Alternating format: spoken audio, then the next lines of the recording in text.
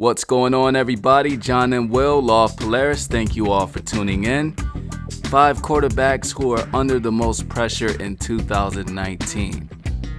Now, to clarify, this is not necessarily just make or break seasons. I'm looking at who has the most to lose by having a bad season this year.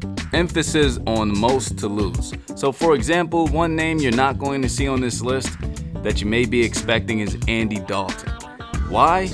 I don't think it matters. He has 2 years left on his contract, and even if somehow the Bengals are able to get to the playoffs this year, I think Cincinnati moves in a different direction by 2021 either way.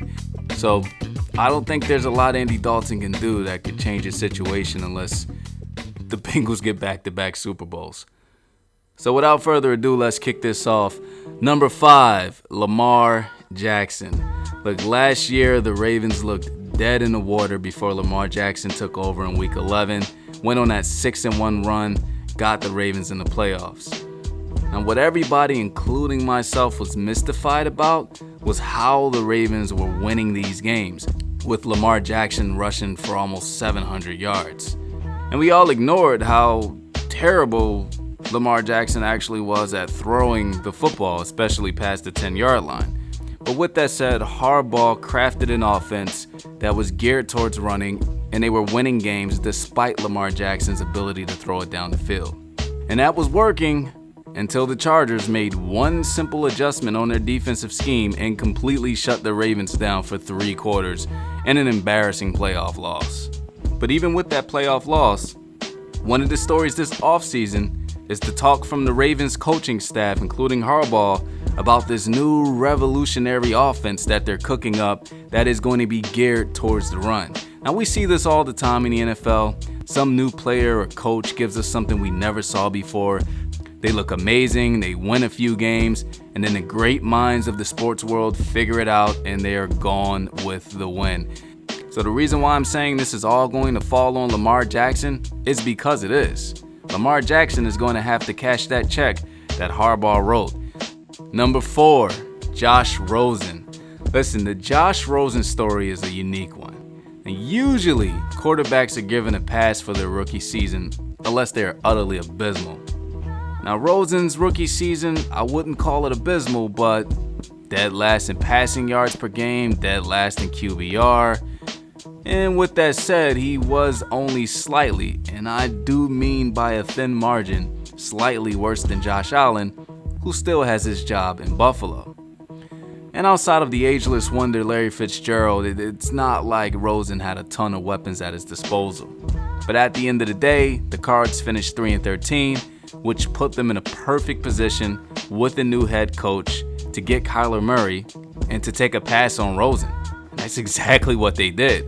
So we have a situation, and from my knowledge, this is the first time this has ever happened, where a guy was drafted 10th overall and booted from his team the next year. Now he is in Miami battling for the starting job against Ryan Fitzpatrick. Now let's be honest, Fitzmagic, he can be the man sometimes, but the Dolphins didn't trade for Rosen to sit him on the bench. Although there are reports having it that Fitz is winning the battle in training camp, which doesn't look good. So the pressure's on Josh Rosen, because some are speculating that if the Dolphins fall off the deep edge and are 4-12 or 3-13 with a top 5 pick, we might see Rosen for a second time get booted off of yet another team. Number 3, Jameis Winston and Marcus Mariota. I'm going to cheat a little bit here. I wanted to choose one over the other, but I just couldn't. So I mean, you look at Winston, he's the first overall pick in 2015. He made the Pro Bowl his rookie year, almost led the Bucs to the playoffs the following season, and then it's just been decline after decline, not only in his quarterback play, but with his off-the-field issues as well. Now, the Bucs exercised Winston's 5th-year option as opposed to giving him a long-term deal, which signifies that this is a make-or-break season for Jameis. He'll have Bruce Arians as his head coach, who could hopefully help him with his accuracy and interception problems. But if the Bucs are no better than what they've been the last 2 seasons, they'll have to move on. And again, the guy drafted directly after him, Marcus Mariota, is literally in the same boat. Last year of his contract, hasn't lived up to the 2nd overall pick expectations. Only there's more pressure on Mariota because he has to compete for the starting job this year against former Dolphins quarterback Ryan Tannehill. Some are saying Mariota might not even be the starter in Tennessee week 1. But if he is, it won't take long for Coach Vrabel to pull him out if he's tanking and put in Tannehill. Number 2, Baker Mayfield. Similar to Lamar Jackson's rise to fame last season, Baker Mayfield also took a flailing Cleveland Browns team and turned them into playoff contenders. And while he didn't actually get the Browns into the playoffs last season like the Ravens, unlike Lamar Jackson, he literally dug the Browns offense out of a grave they were rotting in for 20 years and brought that offense back to life with his quarterback play and leadership. He's been able to reshape our mindset of who the Cleveland Browns are. A team that came off of a 1-31 stretch is now seriously being talked about as Super Bowl contenders. Because not only are we going to see Baker Mayfield in year 2 play a full season, but the Browns were aggressive this offseason in stacking up this offense, bringing over Kareem Hunt to join Nick Chubb in that backfield, which is scary, and bringing over arguably the most dynamic receiver, OBJ, to stand opposite an already elite receiver, Jarvis Landry. The Browns on paper look as good as any other team in the AFC to challenge the Patriots. So you can imagine what is expected of Baker Mayfield.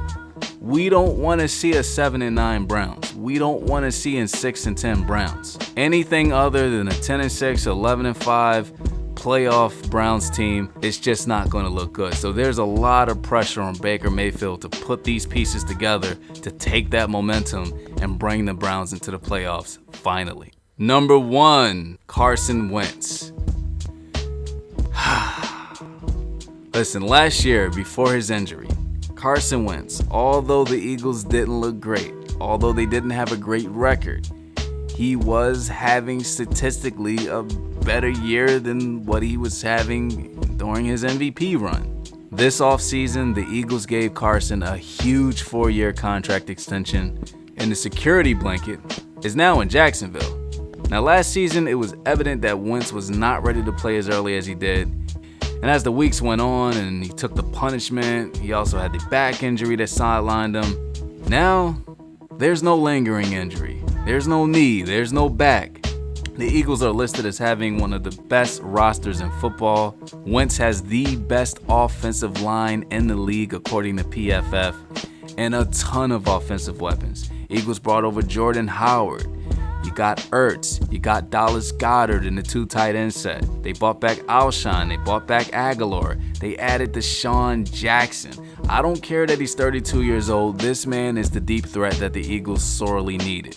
By the way, T.O. was 31 when he joined the Eagles and had one of his best seasons. So Carson, there are literally no excuses. You got the weapons, you're not injured, you're in a division where the only team you really got to worry about is Dallas. And if Zeke doesn't show up to play week 1, you don't even got to worry about them. Dude, you got to make this happen. We cannot be sitting at 6-7 after week 14 this time around. Carson Wentz doesn't get back on the ball and start winning games. I don't know. It's going to be a tough time for him in Philadelphia. Anyway, that's my list. Let me know what you think. Who should have been on that list? Who shouldn't have been on that list? I always appreciate you guys watching, subscribing, commenting. See you on the other side.